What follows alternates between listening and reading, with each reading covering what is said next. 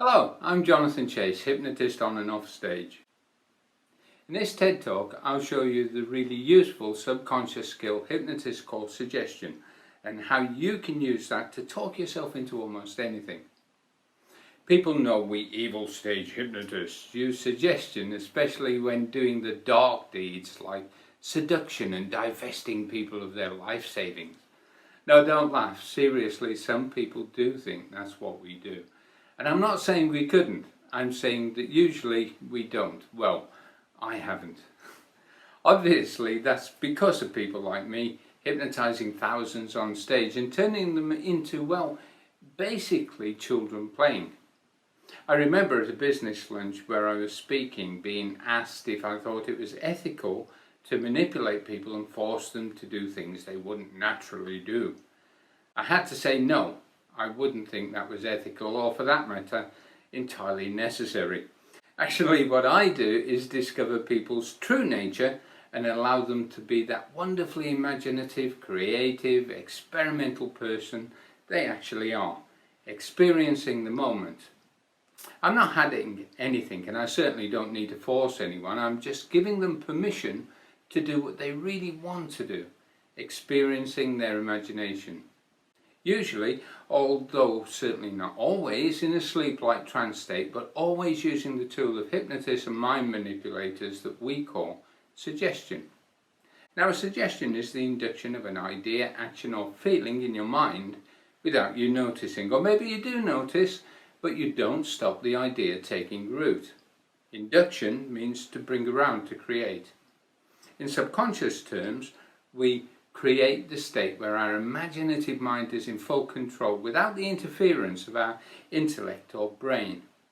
For example, close your eyes and just imagine a little tiny money spider running about on the cheek of your face, and it's running about and it's tickling and it's moving the little peach hairs on your face, and you can feel it moving up towards your nose. Okay, open your eyes.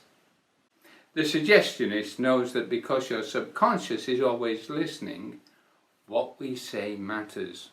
So does how we say it, and the conscious brain will be unable to resist the induction, especially if it doesn't notice it being done.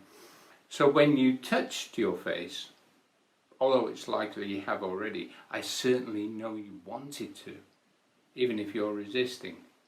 Well, in that case, you've accepted the spider suggestion.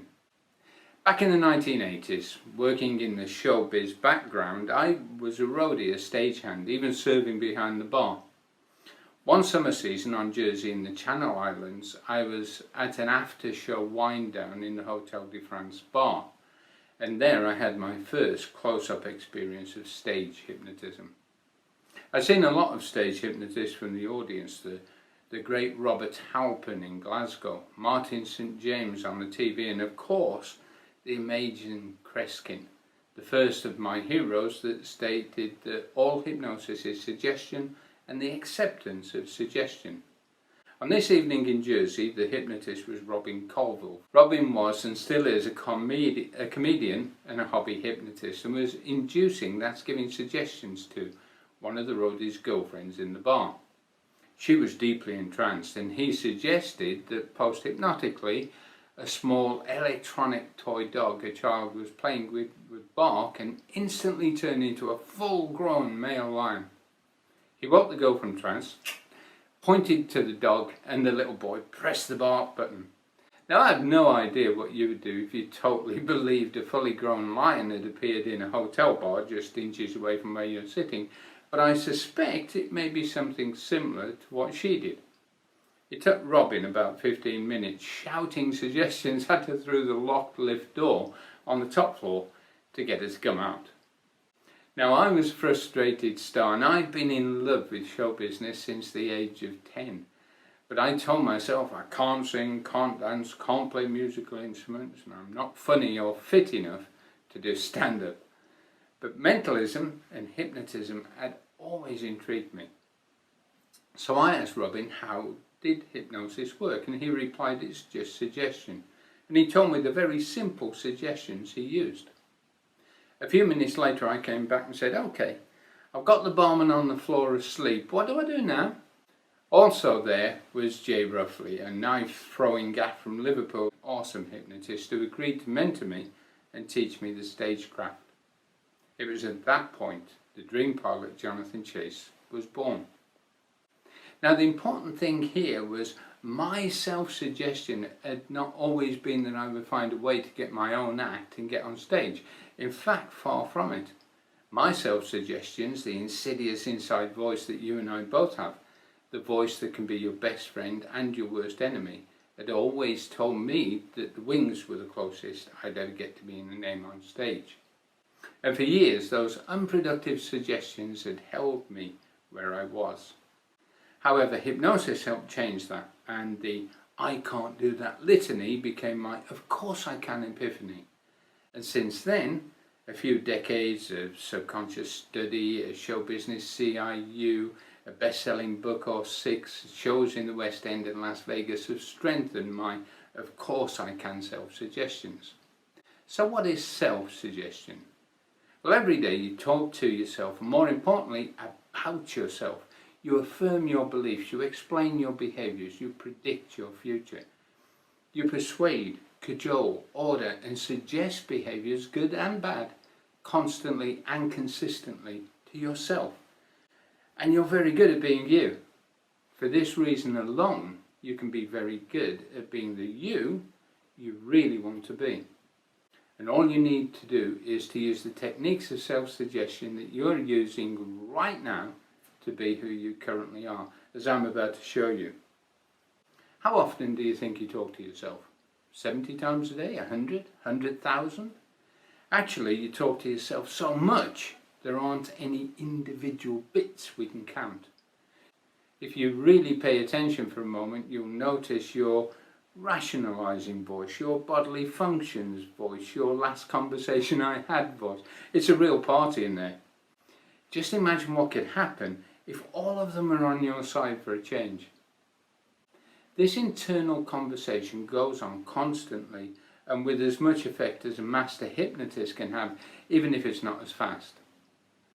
Self-suggestion is about talking to yourself deliberately when you need it most, and it doesn't take a huge leap of imagination and intellect to figure out that if giving yourself bad suggestions can keep you where you don't want to be, then giving yourself good suggestions can get you to the good place.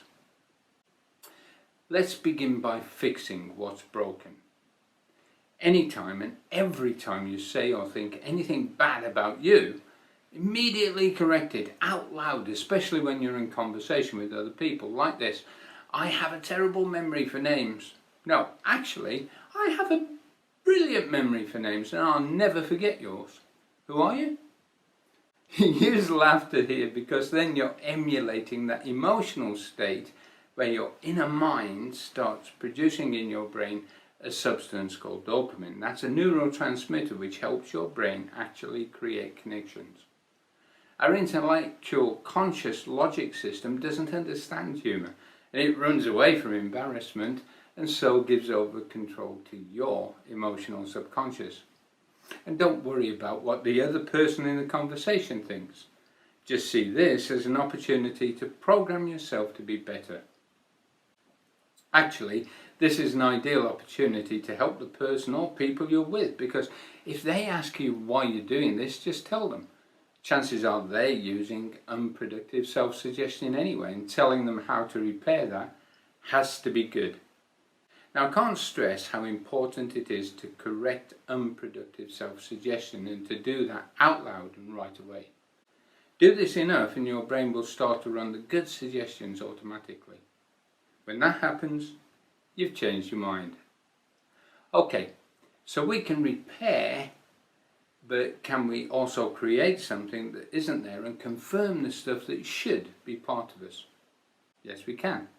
To do this, we use the process of speaking aloud to ourselves, and we combine that with a deliberate routine and ritual using the technique of mind, which, once you've got it in place, will do a lot of suggestive work for you without any effort.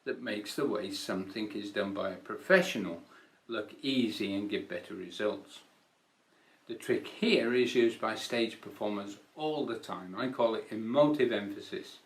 That weakens and strengthens your self-suggestions in awesome ways. For example, bad might be, don't matter what I do, I can't lose weight. Good, my body's getting fit and fantastic. Bad would be, nothing I do ever works, I just the way I want it to. Good would be, every day I achieve amazing success. Bad would be, I feel really anxious about exams. But good would be, I get wonderfully excited in the examination room. Bad emotive emphasis words are, in English of course, wish, might, maybe, try, but, should, don't, can't, hope, never, hard. Goody is are have, do, when, can, will, now, easy, awesome, amazing, fantastic. And of course whatever words are in current culture you use to emphasize good emotions, even sick and dope. So remember, always repair unproductive thoughts and suggestions as they happen. Make rapid repetition one of your habits. Think of a productive phrase about yourself and reduce that down to one word. Repeat the word over and over as fast as you can until it just becomes a meaningless sound. Carry on for 60 seconds or so. Continue till change happens. You know you can change your mind, and if you do that, you can change your life.